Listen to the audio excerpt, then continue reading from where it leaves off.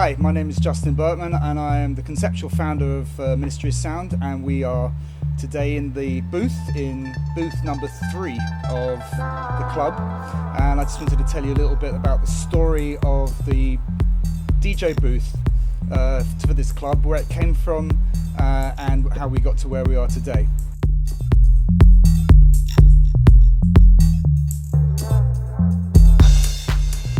So when I was at the Paradise Garage back in the late 80s, the concept of a DJ booth fundamentally was more or less a hidden affair. You didn't really always even know where the DJ booth was. You'd go to many clubs in New York and back in the 80s, and it wasn't always apparent where the DJ was. The Ministry of Sound was almost a replica in the UK of the Paradise Garage, with the so-called circular room and the 12 stacks. Now, the Ministry didn't have a circular room, but had these huge stacks in the corner. Subsequently, Wright was called the Ministry of Sound, and prevailed to have the best sound system in the world. Initially, when we opened up the Ministry, it was actually where there's a balcony today, which is up there. And it was above a fire exit overlooking the room, with a very thin slit in the wall so that you could see the dance floor. If you was in the club now, it would actually be part of the VIP corridor. But you could have virtually no connection with the DJ, with the dance floor. Had a couple of sort of like slits, as if they were like gun turrets, where you could actually look out onto the crowds.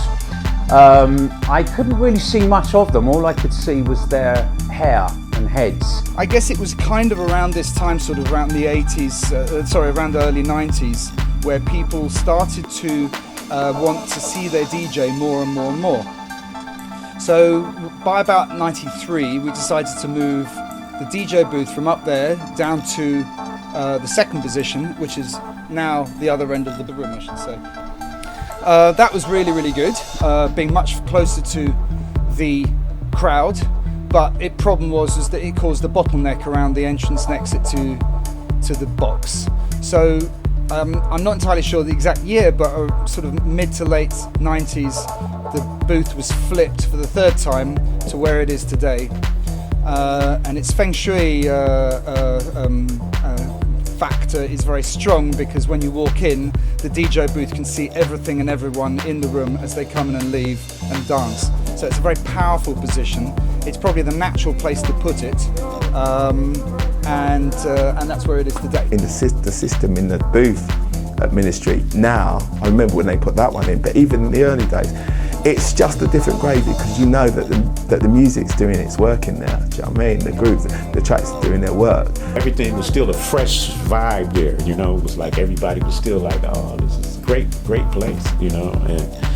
And the system was awesome, man. It was like you couldn't even turn it all the way up. We went there at the height of the sort of London Records music industry thing, so you were always in the guest list. I remember being very loud, yeah. But then again, I was probably experiencing enhanced sound simulation from most of the places I was going back then. So.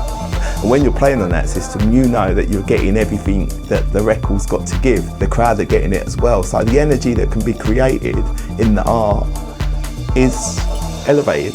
Going into a little bit more detail, the main difference of the DJ booths from 1991 and 2015 is what you get when you come to DJ here.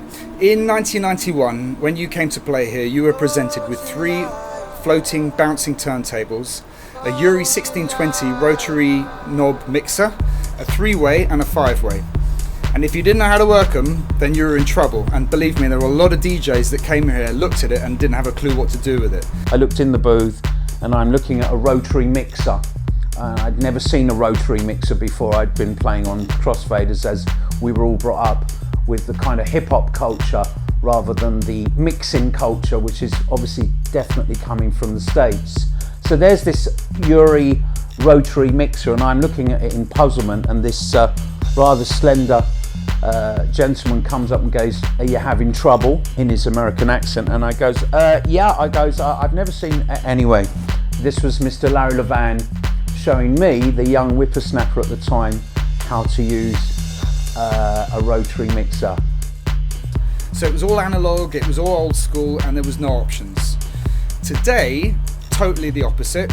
Today, you design your booth. You come in, you tell Chris what mixer you want, what isolator you want, how many CDs you want, whether you want an X1000 or you want the old Nexus system. You tell him whatever you want, and whatever foibles that you have when you play, Chris will look after you, Chris will install it for you.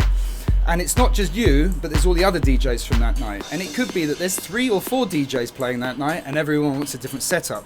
So these poor guys have to stay awake all night and build DJ booths as people are out here dancing.